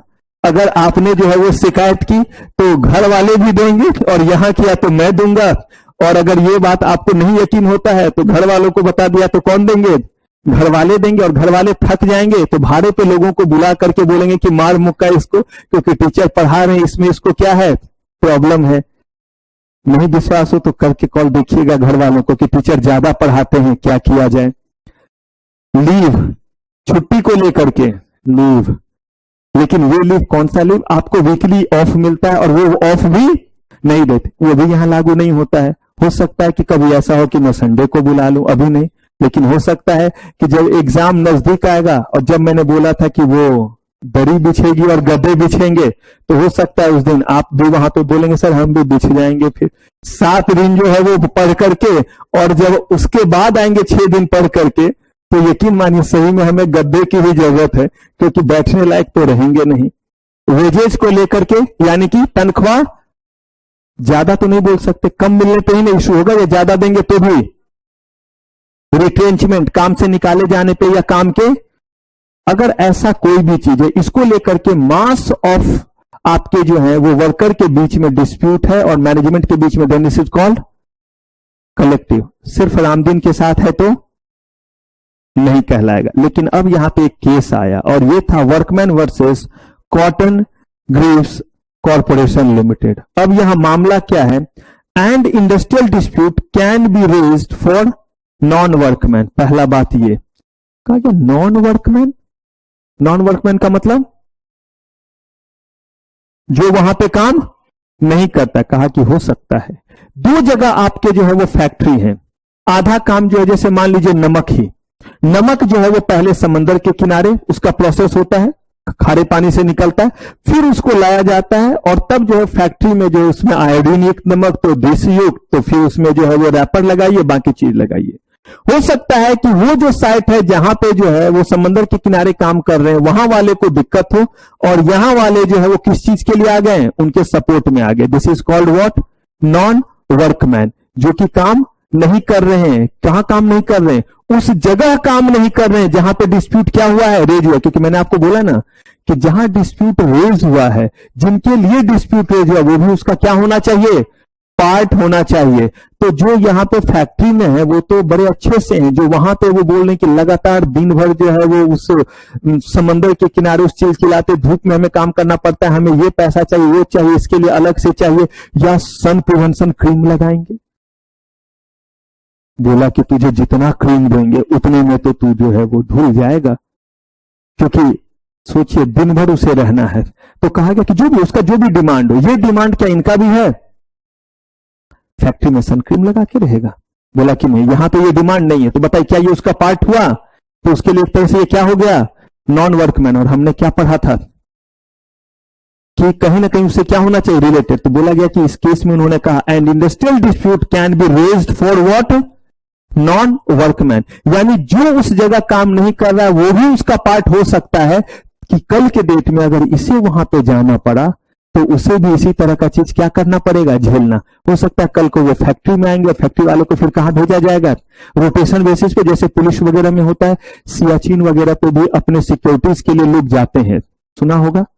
-30 डिग्री पे जो है वो रहते हैं, लेकिन कोई अगर वहां जाएगा नहीं तो कैसे काम चलेगा। तो क्या करते हैं कि आपके सर्विस का कुछ हिस्सा आपको वहां भी क्या करना पड़ता है, बिताना पड़ता है। जितने भी आपके मैनेजर वगैरह अपॉइंट होते हैं बैंक वगैरह में, वो सब चाहते हैं एकदम हम कैसे जगह पे रहे, हम सारे के सारे जो है वो एकदम जो है वो अर्बन जगह पे रहे, मेट्रो सिटी में रहे। जरा बताइए हमारे गांव में बैंक है या नहीं है, एकदम रूरल एरिया में अगर वहां पे कोई मैनेजर जाएगा ही नहीं तो वहां बैंक चलेगा। तो इसका मतलब किसी न किसी को तो वहां पे कुछ पीरियड क्या करना पड़ेगा, बिताना पड़ेगा। तो अगर कल को रूरल बैंक के मैनेजर ने जो है वो कोई चीज रेज किया और उसका सपोर्ट अर्बन वाले कर रहे हैं, तो कहा गया कि तो भी ये पार्ट माना जाएगा और वो भी लायबल है करने के लिए, क्योंकि कल के डेट में आज वो वहां के लिए नॉन वर्कमैन है, लेकिन जब उनकी ट्रांसफर होगी तो वो भी वहां के लिए वर्कमैन हो सकते हैं या नहीं।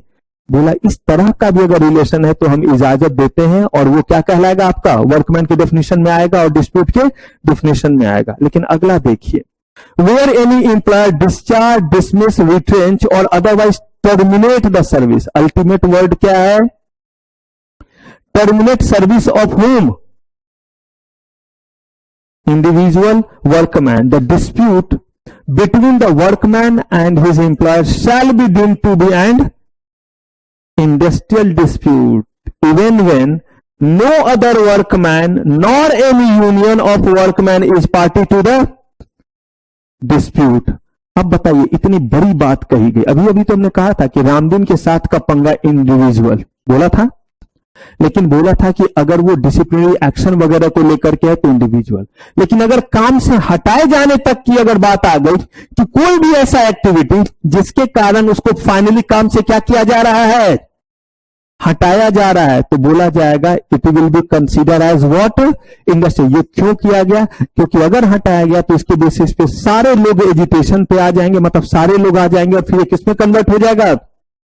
आप कहेंगे तो सर इसका मतलब क्या, कहना क्या चाह रहे हैं इससे। कहा कि बहुत सिंपल सी बात कहना चाह रहे हैं, और ये सिंपल सी बात ये कहना चाह रहे हैं कि अगर ऐसा कोई मामला आए तो उसमें उसी मैकेनिज्म से जाना जो मैकेनिज्म इसमें हमने इंडस्ट्रियल डिस्प्यूट के लिए बनाया हुआ है। मतलब उतना ही प्रिकॉशन लेकर के चलो, अगर एक भी बंदे को किसी भी कारण से टर्मिनेट करना पड़ रहा है तो आप वही वाला प्रोसेस अपनाओ जो प्रोसेस आपने इंडस्ट्रियल डिस्प्यूट के लिए अपनाया है, क्योंकि ये मामला कहीं भी आगे चल करके किसमें कन्वर्ट हो जाएगा, इंडस्ट्रियल डिस्प्यूट में। तो इसीलिए अगर एक भी बंदे की छटनी हो रही है, एक भी बंदे को काम से निकाला जा रहा है, then it shall be consider as what.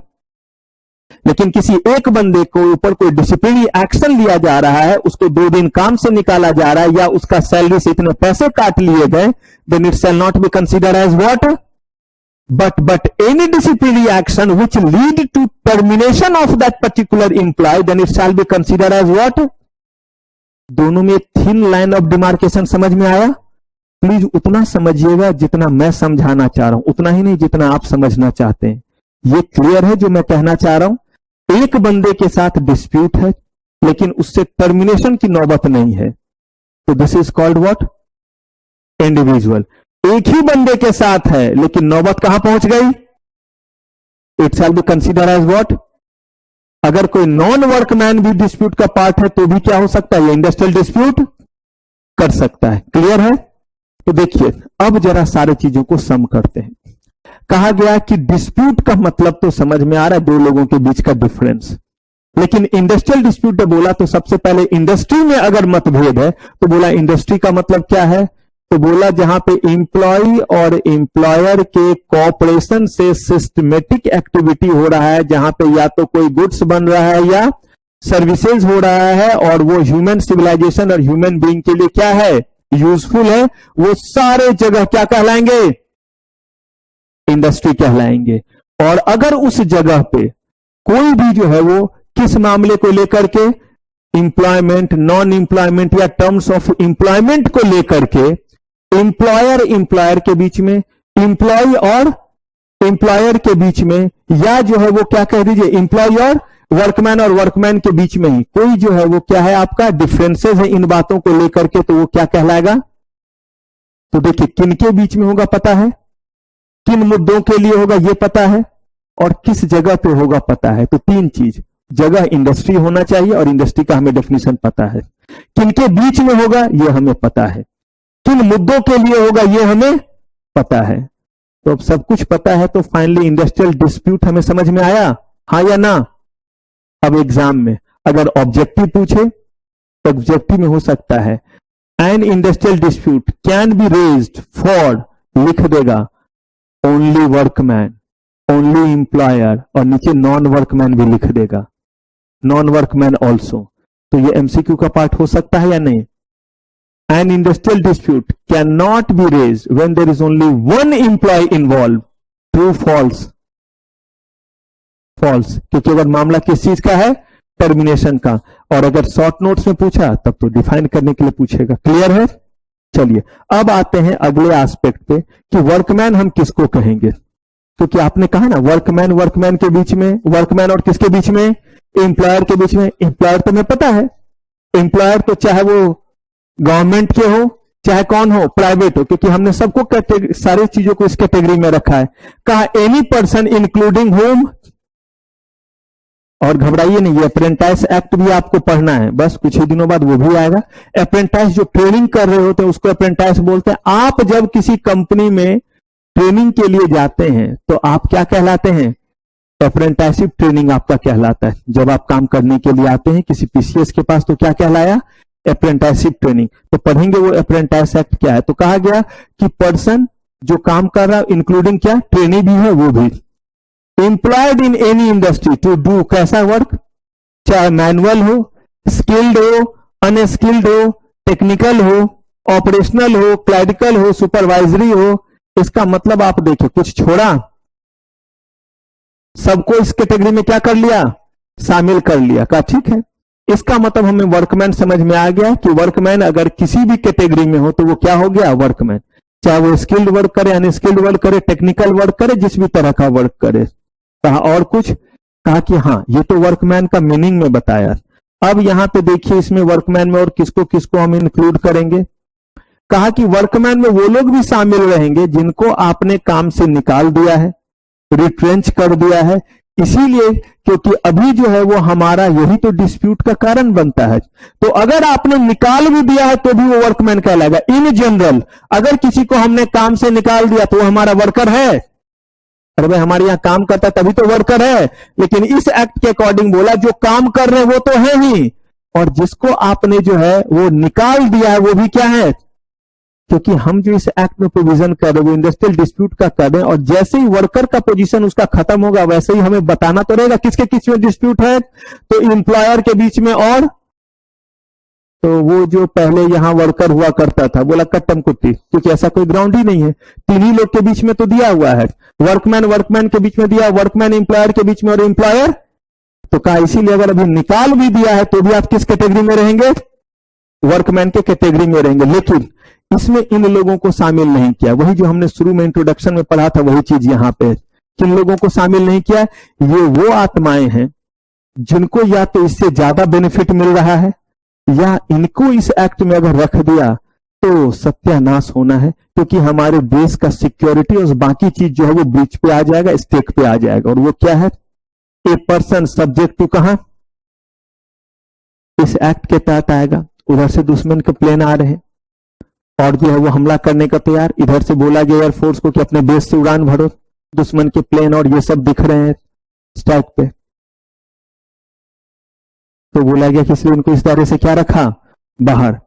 Army, दूसरे देश की सेना घुस रही है स्ट्राइक पे, तो कहा गया कि इनको भी ये परमिशन नहीं है। नेवी वाले कहा नहीं, क्योंकि ये हमारे सिक्योरिटी। हाँ, इसका मतलब ये नहीं है कि हम इनके बातों को नहीं सुनते हैं। इनके बातों को सुनने के लिए आर्मी एक्ट में, एयरफोर्स एक्ट में, नेवी एक्ट में, या हमारे डिफेंस एक्ट में प्रॉपर मैकेनिज्म बना हुआ है जिससे ये अपनी बातों को रख सकते हैं। That is a different thing. कि बहुत सारे ऐसे इंसिडेंट्स हुए हैं जिसने हमें ये सोचने पर मजबूर किया है कि वहां वो बहुत मिजरेबल कंडीशन में काम कर रहे होते हैं। एनीवे दैट इज एक पार्ट है जजमेंट का, लेकिन ऐसा बहुत सारा चीज देखने को मिला। लेकिन फिलहाल कहा गया कि ये इसमें एक्ट की कैटेगरी में नहीं आते। इनको हम किस कैटेगरी में नहीं लेते हैं? जब वर्कमैन की कैटेगरी में नहीं लेते तो इनके बीच होने वाले डिस्प्यूट में इंडस्ट्रियल डिस्प्यूट एक्ट लगेगा। इसका मतलब इंडस्ट्रियल डिस्प्यूट एक्ट में जो हमने स्ट्राइक वगैरह का डेफिनेशन दिया वो इन पे एप्लीकेबल। हमने जो वर्कर को बोला आप स्ट्राइक पे जा सकते, बस तो वो इलीगल नहीं होना चाहिए, उसका कंडीशन हमने दिया हुआ है। इनके ऊपर कोई कंडीशन भी नहीं लगेगा, यानी कि ये एक्ट ही नहीं लगना है तो आप जो है वो स्ट्राइक वगैरह पे नहीं जा सकते। Any person who is employed in कहां और as an officer of other employ of a, पता चला सारे कैदी को खोल दिया, बोले हम तो स्ट्राइक पे हैं, इनको भीतर बंद करके नहीं रखेंगे। इतने मेहनत से सारे कैदी को पकड़ा और सबको छोड़ दिया, जेल में कह रहे। तो जेल के अधिकारी हो चाहे पुलिस अधिकारी हो, इन लोगों को ऊपर ये एक्ट एप्लीकेबल नहीं होता। ये अपनी बात को अलग तरीके से सोच करके देखिए, अगर एक सेकंड के लिए सिर्फ और सिर्फ क्रिमिनल को यह पता चले कि पुलिस 3 दिनों के लिए स्ट्राइक पे जा रही है, या 3 दिन तो छोड़िए, 1 दिन के लिए या 4 घंटे के लिए स्ट्राइक पे जा रही है, सब लोग बैंक की तरफ हमला करेंगे, जितने भी क्रिमिनल और बाकी, क्योंकि उनको पकड़ने वाला कोई, ये डर ही तो है जो उनके दिमाग में बैठा हुआ है कि वहां जाएंगे तो क्या होंगे, पकड़े जाएंगे, तभी तो चीज रुका हुआ है। Any person who is employed mainly इन किस किस कैपेसिटी में। अब मुझे बता दीजिए कि क्यों मैनेजेरियल और एडमिनिस्ट्रेटिव कैटेगरी वाले को बाहर रखा गया। रीजन बहुत क्लियर है। रामदीन जो है वो अपनी आवाज नहीं उठा सकता, राम खिलावन बंसी बिरजू हरिया नहीं उठा सकता है। लेकिन आपको क्या लगता है, जो लोग वेल ब्लेस्ड रहेंगे, अगर मैं कहीं काम करता रहूं तो क्या मुझसे जबरदस्ती काम कराया जा सकता है, या मुझे जबरदस्ती रोका जा सकता है कि आपको यहां काम करना ही पड़ेगा? कहा गया कि नहीं। जो ज्यादा क्वालिफाइड है और जिनका अपॉर्चुनिटी ज्यादा है और जो ज्यादा जो है वो तरह से इक्विप्ड है, कहा कि उनके साथ जागती नहीं होती है। बताया था ना पहले भी कि सभी सहायक सबल के कोई न निबल सहाय, पवन जगावत आग को दीप ही देत बुताए।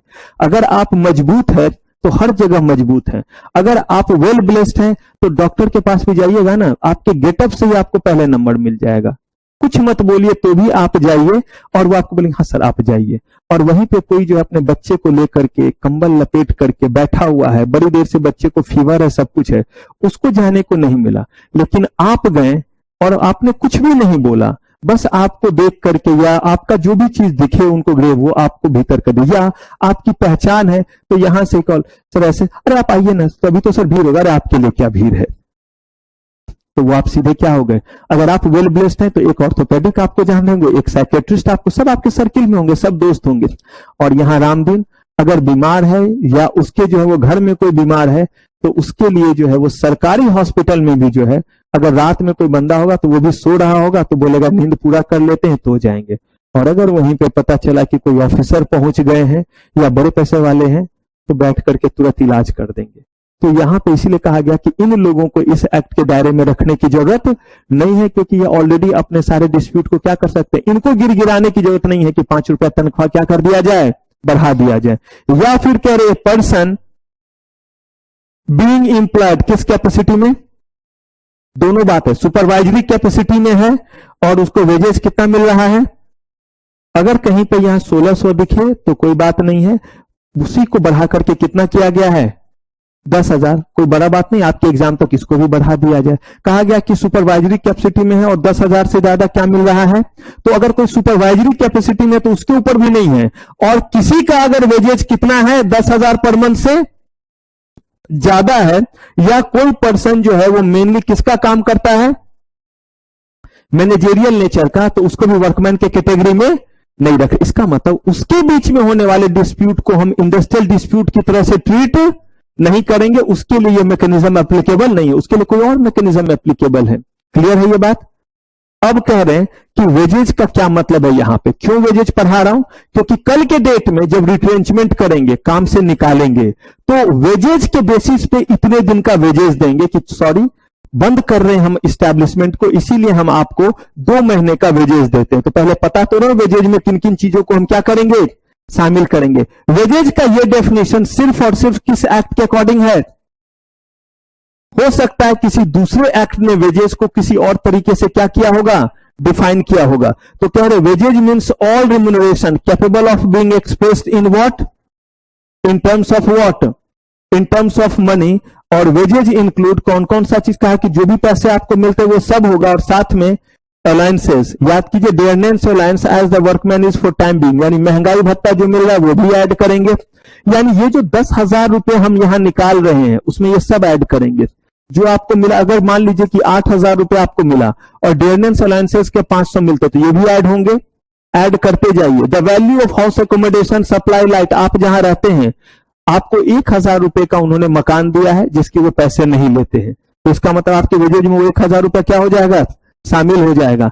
आप जहां रहते हैं जितना इलेक्ट्रिसिटी आप कंज्यूम करते हैं, आपके बदले आपका एम्प्लॉयर पे कर रहा है, और 300 रुपए जो है वो इलेक्ट्रिसिटी के लगते हैं, साथ ही साथ जो है वो 200 रुपए जो है वो पानी का बिल आता है।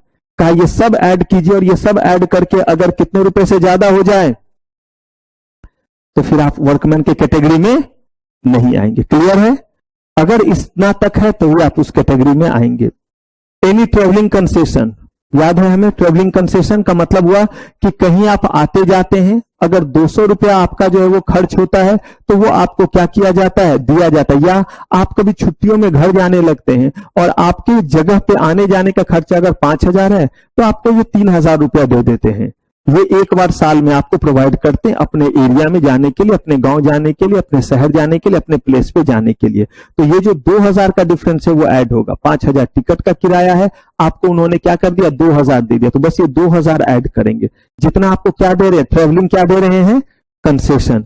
Any commission payable on promotion of sales or business or both.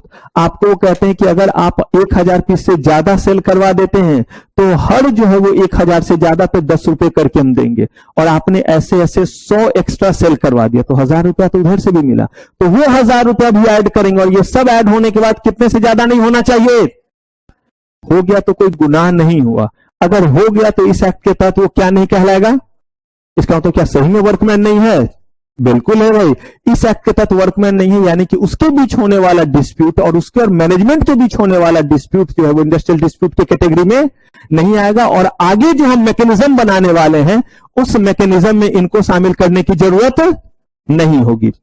कहा कि क्या प्रोसेस है एजुकेशन का, और ये बड़ा जो है वो आपका जो है वो इंपॉर्टेंट, क्योंकि पूरी कहानी जो अब हम करेंगे वो सब जो है वो इसी चार्ट के बेसिस पे करेंगे। किसके बेसिस पे, ये जो हम डायग्राम बनाए इसी के बेसिस पे हम सारा चीज करने जा रहे हैं। तो देखिए, कोई भी जो है वो मामला जो क्या कहलाया, इंडस्ट्रियल डिस्प्यूट रेज हुआ। इंडस्ट्रियल डिस्प्यूट पहले किसको कहेंगे हमें पता है, हाँ या ना बोलते चलिए। तो इंडस्ट्रियल डिस्प्यूट हो गया, जितने देर से ये सब पढ़ रहे थे सही में कलेश हो ही गया, और फाइनली इंडस्ट्रियल डिस्प्यूट हो गया। तो कहा हो गया तो सबसे पहली बात, अगर वहां पे 100 या 100 से ज्यादा लोग काम करते हैं तो वहां पे एक आप क्या बनाएंगे, वर्क कमेटी।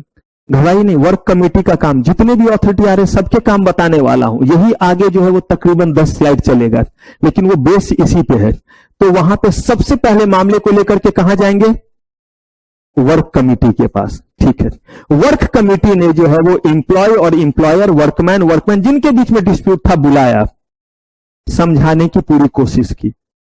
अगर मामला जो है वो सेटल हो गया तो बड़ी अच्छी बात है। डिस्प्यूट अगर जो है वो सेटल हो गया तो स्टॉप, सब अपने अपने जगह वापस लौट जाइए।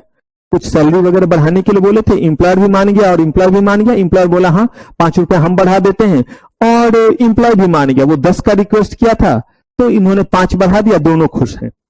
पॉसिबल, तो मामला खत्म। ऐसा भी तो हो सकता है दोनों तन गए, मैं ना बढ़ाऊंगा और 10 से तो 1 टका कम ना लूंगा, मामला निपटा। इसका तो डिस्प्यूट सेटल हुआ। तो अगर मान लीजिए डिस्प्यूट आपका सेटल नहीं हुआ तो ऐसे केस में क्या किया जाएगा, अब ये अगर ये डिस्प्यूट सेटल नहीं होता है तो ये रेफर कर दिया जाएगा कंसिलिएशन ऑफिसर को। किसको, और इसी को बोर्ड ऑफ कंसिलिएशन भी कह देते हैं। नीचे जब ये बड़ा होता है तो जैसे ही ये वर्क कमिटी नहीं निपटा पाया तो किसके पास गया, दैट इज इंडिविजुअल, उसके पास गया, उसने भी दोनों को बिठाया। ये वर्क कमिटी से ज्यादा समझदार पर्सन हो गया। जैसे अगर कोई मामला जो है वो बना, पहले जो है वो छोटे पर्सन ने समझाया, वर्क कमिटी के समझाए जाने पे वो मान गए तो मामला खत्म। नहीं माने तो कहां रेफर किया गया, कंसिलिएशन ऑफिसर। यही मैकेनिज्म बनाने के लिए सुप्रीम कोर्ट ने बोला था कि आप कंप्लीट मैकेनिज्म बनाइए, किसको रिड्रेस करने के लिए, डिस्प्यूट को, और यही मैकेनिज्म है जो हमें देखना है। कहा ठीक है, कंसिलिएशन ऑफिसर के पास के उन्होंने फिर समझाया। उन्होंने जब समझाया तो वैसे केस में जो है वो डिस्प्यूट मान लीजिए सेटल हो गया। पॉसिबल, फिर दो बातें, या तो डिस्प्यूट सेटल होगा या सेटल नहीं होगा। डिस्प्यूट अगर सेटल हो गया तो मामला स्टॉप। अगर डिस्प्यूट सेटल नहीं हुआ तो अब जो है वो एक रिपोर्ट भेज दी जाएगी फटाक से सीजी को। ऐसा इसीलिए क्योंकि हो सकता है अब मामला ज्यादा बड़ा हो सके, क्योंकि 2 लेवल पर अगर निपटान नहीं हुआ है तो शायद कोई दंगा फसाद हो जाए या कोई बड़ा रूप हो जाए, तो इसलिए कहा गया आप किसको इंफॉर्मेशन दो। मामला इंडस्ट्री में था, मामला वर्क प्लेस पे था, लेकिन अब सूचना कहां चली गई, सेंट्रल गवर्नमेंट को सूचना चली गई कि फलाने वर्क प्लेस पे फलाने इंडस्ट्री में जो है वो आपका वर्क कमेटी और कंसिलिएशन ऑफिसर जो है डिस्प्यूट को सेटल नहीं कर पाए हैं, मामला गंभीर है। अब ऐसे केस में सीजी रेफर करेगी बोर्ड ऑफ किसको, कंसिलिएशन को। बोर्ड ऑफ कंसिलिएशन का मतलब हो गया कि ये जो है वो है ग्रुप ऑफ कंसिलिएशन ऑफिसर। हो सकता है अकेला मैं कोई चीज आपको कन्विंस कर रहा हूं तो आप नहीं समझ रहे। मान लीजिए कि पहले मामला जो है पहुंचा मैडम के पास, रुचि मैम ने आपको समझाया, नहीं समझे, मामला जो है आया मेरे पास, मैंने समझाया, नहीं समझे, अब फिर जो है वो हम बैठे, जितेंद्र सर बैठे, मैम बैठी, सबने समझाया, मेरा थोड़ा देख के ऐसे ही आपको समझ में नहीं आया। जब अच्छे अच्छे लोगों का थोड़ा आपने देखा तो आपको थोड़ा अच्छा फील होने लगा, और हो सकता है आप बात को क्या कर लें, समझ लें। लेकिन हो सकता है कि उसके बाद भी आप जिद पे हैं, हम ना समझेंगे, हम मुक्के खाके रहेंगे। तो अगर मान लीजिए कि उसके बाद भी अगर वर्कर नहीं सेटल हो, तो अगर मान लीजिए यहां पे सेटल हो गए, डिस्प्यूट सेटल हो गया, पॉसिबल कहां पे, हाँ जी, बोर्ड ऑफ कंसिलिएशन। और यहीं पे जो है वो एक होता है कोर्ट ऑफ इंक्वायरी। कौन होते हैं, कोर्ट ऑफ इंक्वायरी, जो दोनों पैरेलल में काम करते। ठीक इसके नीचे अब आ गया कोर्ट ऑफ इंक्वायरी में जाने की तैयारी। तो बोर्ड ऑफ कंसिलिएशन से जब मामला नहीं समझा तब ये जाएगा अब कोर्ट में। कहां जाएगा, अगर संभल गया तो काम खत्म, और नहीं तो कोर्ट में जाएगा। अभी तक जो मामला था ये मामला कहलाता, अगर हो जाता तो कहलाता सेटलमेंट होना। क्या कहलाता, सेटलमेंट होना। अभी तक ये जो फैसला सुनाएंगे, जो चीज करेंगे, ये ऑर्डर या अवार्ड नहीं कहलाएगा, ये सेटलमेंट कहलाता है कि उन लोगों के बीच में क्या करा दिया, सेटलमेंट। लेकिन यहां तक जब बात नहीं बनी तो बोला गया अब समझाने से काम नहीं चलेगा। बहुत समझाया, रामदीन को समझाया, बाबू बाबू कह के समझाया, मान जा रामदीन समझाया, सब कुछ समझाया। अब जब नहीं समझा तो फिर जो है वो मामला कहां पहुंचा, अब इसमें 3 जो है वो कोर्ट हो गए अलग अलग मामलों को देख करके। कुछ मामले लेबर कोर्ट में जाते हैं, कुछ मामले आपके जो है वो इंडस्ट्रियल ट्रिब्यूनल में, और कुछ कहां जाते हैं, हायरार्की इसी तरह से, सबसे छोटा लेबर कोर्ट, उसके बाद इंडस्ट्रियल ट्रिब्यूनल, और सबसे बड़ा फर्दर अपील का गुंजाइश नहीं है। लेबर लॉ के मामले यहीं पे आपको क्या करने पड़ेंगे, खत्म करने पड़ेंगे। इसलिए ये अलग से कोर्ट बनाए हुए, उनके सारे पावर वैसा ही जैसे किसको है, सिविल कोर्ट को है। तो अब जो है वो मामला जो है वो सेटलमेंट से निकल करके एजुडिकेशन में चला गया। और यहां पे आपको जो है वो ये नहीं है कि मैं ना मानूंगा बात। अभी तक क्या था, आपको वर्क कमेटी ने बोला रामदीन मैं नहीं मानता, पूरे के पूरे यूनियन ने बोल दिया मैं नहीं, सब समझा दिया नहीं मुझे नहीं मानना, उठ गए, कोई बात नहीं।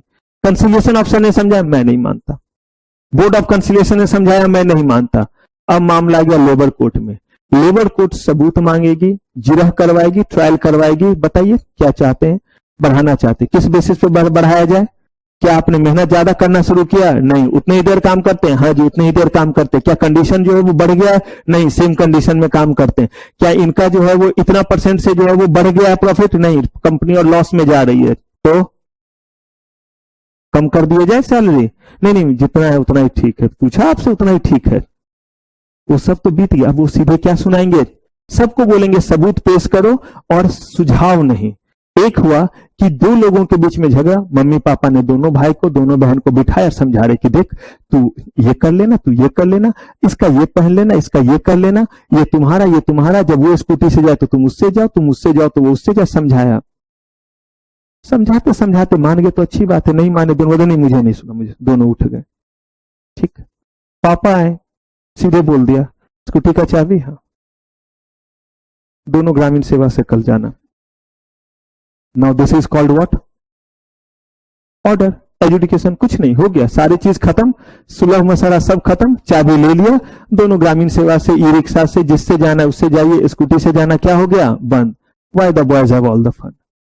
तो कहा कि जो है वो स्कूटी से जाना बंद, मिल गया, नहीं, स्कूटी से जाना बंद, why the boys have all the fun, वो ऐड नहीं देता है। तो अब कह रहे हैं कि ऐसे ही जो है वो labour court is what, adjudication. वहां भी नहीं निपटेगा, मामला और बड़ा रहेगा, तो कहां जाता है, और कुछ ऐसे मामले होंगे जो डायरेक्टली जाएंगे कहां पे, नेशनल ट्रिब्यूनल पे। तो यही हमें देखना रहेगा किस केस में कौन सा मामला कहां जाएगा। पहले ये वाला डायग्राम आप कॉपी कर ले,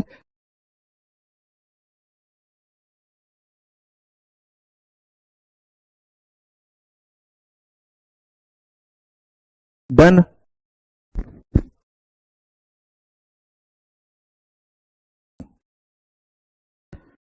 अब देखिए, ये जो हमारा एजुकेशन प्रोसेस है, जिसमें दो चीज बटा हुआ है प्रोसेस में, एक है सेटलमेंट और एक क्या है, एजुकेशन।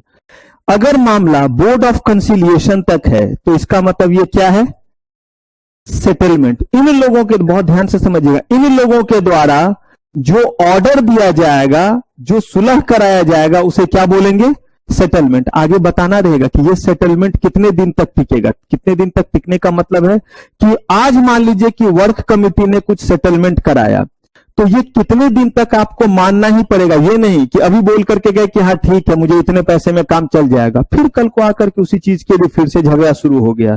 तो यहां जो ऑर्डर का, जो आपका जो है वो चीज कहां तक हुआ है, बोर्ड ऑफ कंसिलिएशन तक है, दैट इज कॉल्ड सेटलमेंट। और जो भी ऑर्डर लेबर कोर्ट देगा, इंडस्ट्रियल ट्रिब्यूनल देगा और नेशनल ट्रिब्यूनल देगा, इसको हम लोग क्या बोलते हैं, दिस इज कॉल्ड अवार्ड।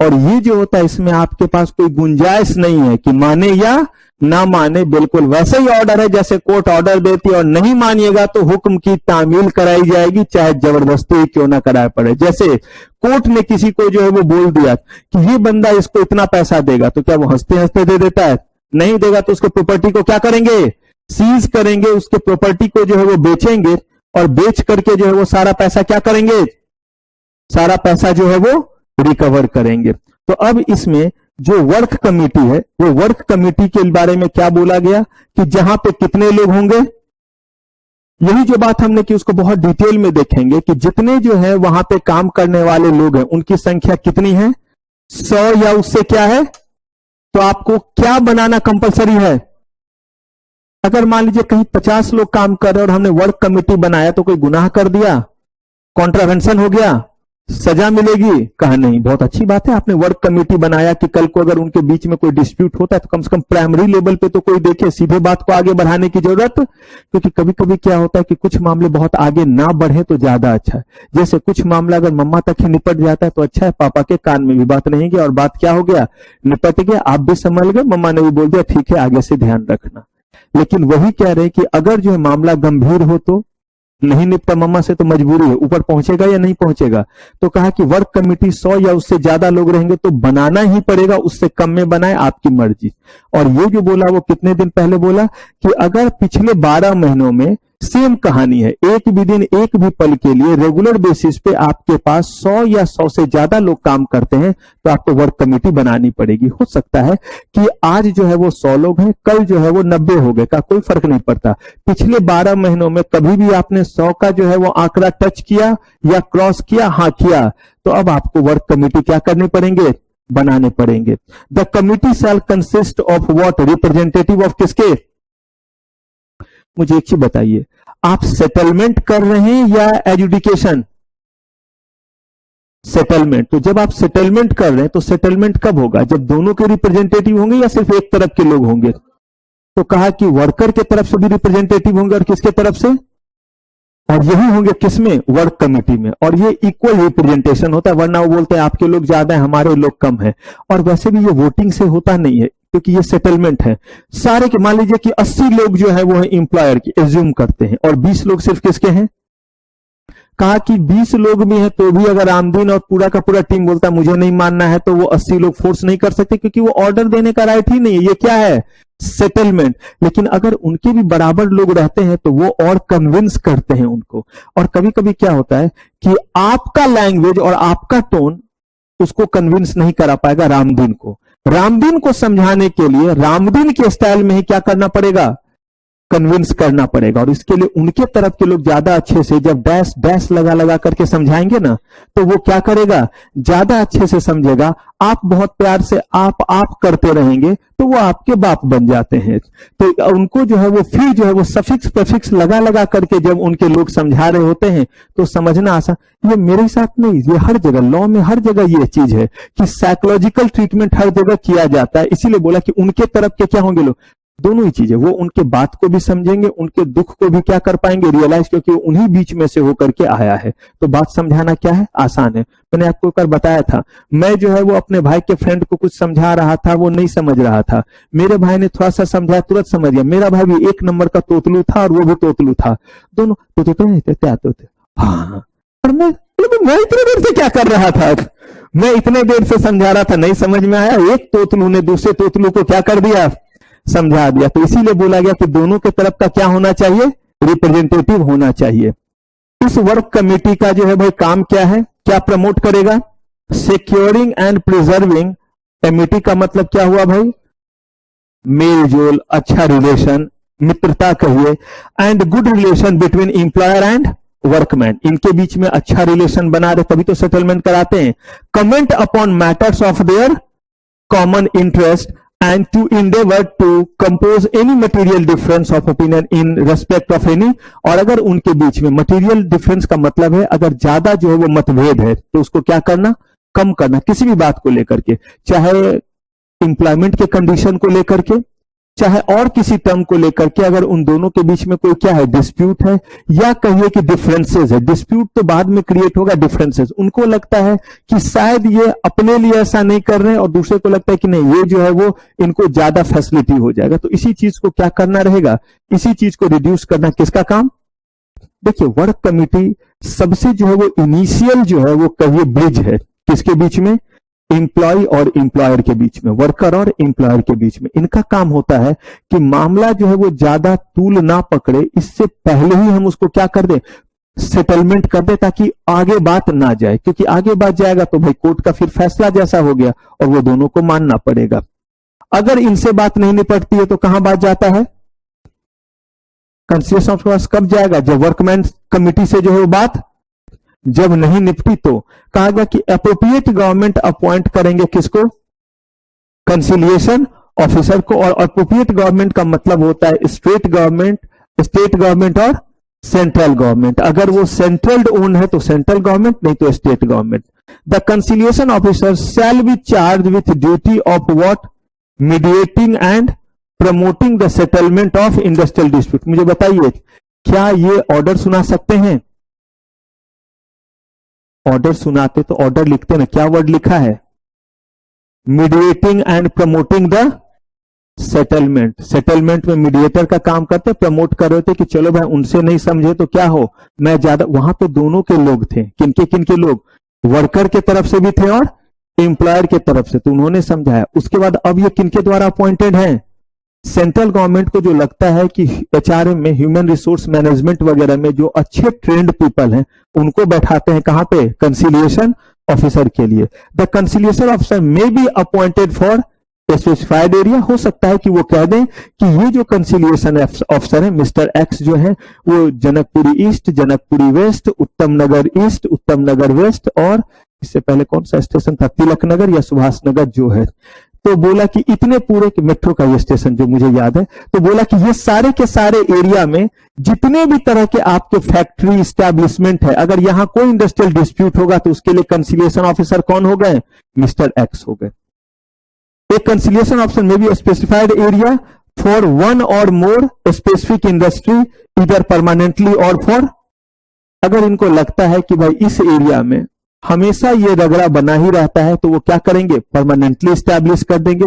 और लगता है कि नहीं once in a blue moon होता है क्योंकि उनका सैलरी भी जाएगा और बाकी चीज भी जाएगा, तो वैसे केस में उनको सिर्फ क्या करेंगे, हम परमानेंटली जो है वो करने की जगह क्या करेंगे, टेम्पोररी जो है वो अपॉइंट करेंगे। तो देखिए पहले मामला किसके पास पहुंचा, वर्क कमिटी, वर्क कमिटी सुलझा दिया तो ठीक है, नहीं तो किसके पास पहुंचेगा, वर्क कमिटी में किसके किसके तरफ के लोग, वर्कर के और एम्प्लॉयर, कहीं किसके कितने लोग होंगे नहीं दिया हुआ, लेकिन उनके बेसिस पे होता है, इसीलिए वहां पे इक्वल रिप्रेजेंटेशन रहता है।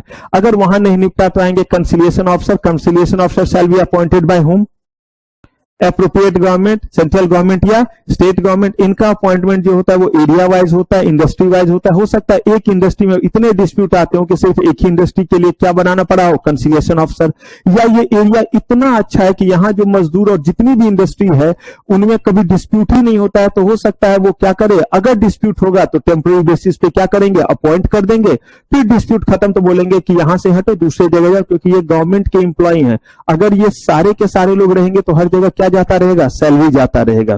क्या पावर है द कंसिलिएशन ऑफिसर के, enter the premises of any establishment to which dispute relate, क्या कर सकते हैं, वहां पे जाएंगे तो ही तो देखेंगे क्या मामला है। आप अगर वर्क कंडीशन को लेकर के कहेंगे तो जाएंगे तभी तो पता चलेगा वर्क कंडीशन कैसा है, किन हालातों में आपसे क्या किए जा रहे हैं, काम किए जा रहे हैं। लेकिन कहा गया कि after giving reasonable notice for holding conciliation, आप बताइए, क्योंकि आपको एक जगह उन्हें देना पड़ेगा, वहां पे आप वर्कर को भी बुलाएंगे, एम्प्लॉयर को भी बुलाएंगे, तो आप जब नोटिस देंगे तभी तो आपके लिए जो है कंसिलिएशन प्रोसीडिंग के लिए जगह देंगे और बाकी फैसिलिटी प्रोवाइड करेंगे।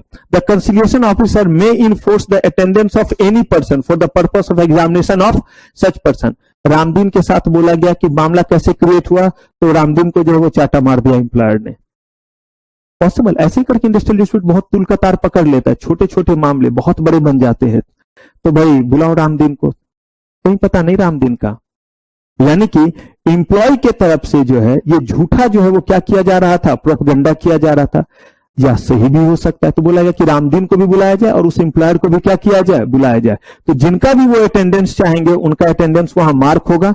The conciliation officer may call for and inspect any document, अगर कोई चीज डॉक्यूमेंट के बेसिस पे कि हमें लगातार जो है वो वेजेस कम दिए जा रहे हैं, हमारा इन टाइम देखिए और आउट टाइम देखिए, हमसे 12-12 घंटे क्या किए जा रहे, काम कराए जा रहे। पंच मशीन में देखिए हमारी रिकॉर्डिंग होती है, तो पंच मशीन का जब मैं डेटा मंगाऊंगा तभी ना पता चलेगा कि कौन कितने बजे आया या कितने बजे गया। या मुझे जो है वो महाभारत में विदुर की तरह वो देव दृष्टि है कि आंख बंद किया, रामदीन कब गया, कल इतने बजे गया, नॉट पॉसिबल। तो क्या करना पड़ेगा, सारा का सारा डेटा, कह रहे हैं कि ये सारे के सारे चीजों को इंस्पेक्ट करने का और किसी भी डॉक्यूमेंट को, जो भी रिलेटेड डॉक्यूमेंट है उसको आपको देखने का क्या है, पूरा का पूरा राइट है। किसके पास ये पावर है, किसका, जो वर्क कमिटी था वो क्या कर रहा था, वो बैठ करके दोनों को जो है वो बाबू सोना कर रहा था कि मान जाओ मान जाओ। बिल्कुल यही कहानी थी। वर्क कमिटी दोनों की तरफ से है ना, वो ज्यादा बोल नहीं सकता, ज्यादा चीजों को नहीं मांग सकता, वो सिर्फ और सिर्फ समझिए एक तरह से सुलह कराने का काम कर रहा था। हो गया तो ठीक है, नहीं तो देखिए प्रोसेस थोड़ा थोड़ा टीडियस, ये भी सेटलमेंट ही करवाएंगे, लेकिन क्या कर करके, इन्वेस्टिगेट करके, छानबीन कर करके थोड़ा बताएंगे कि कहां आप तो ऐसे बोल रहे थे, देखो तो सही में ये लोग 12-12 घंटे काम कर रहे, क्यों आप ऐसे काम कर रहे, ये तो गलत है। ऐसे में अगर लेबर कोड को हमने रेफर कर दिया तो वो तो आपको जेल में डाल देंगे। देखिए ये समझाना ही है। आप बोलेगा सर समझाना है या धमकाना है, कभी कभी धमकाना समझाने का ही क्या होता है, पार्ट होता है। जैसे घर में दिया जाता है कि अगर कल से ऐसा हुआ तो पॉकेट खर्च बंद। अब ये समझाना है या धमकाना है वो आप जानिए, लॉ तो इसको समझाना ही कहती है। तो इन्होंने कहा कि ये सेटलमेंट का ही पार्ट है, लेकिन कुछ इनके क्या है, तो ड्यूटीज इनके क्या है, where any industrial dispute exist or is apprehended the conciliation officer may hold conciliation proceeding to what, का सिंपल सी बात है, अगर ऐसा हो रहा है, इनको अपॉइंट किया गया तो वो क्या करेंगे, डिस्प्यूट को सेटल करेंगे।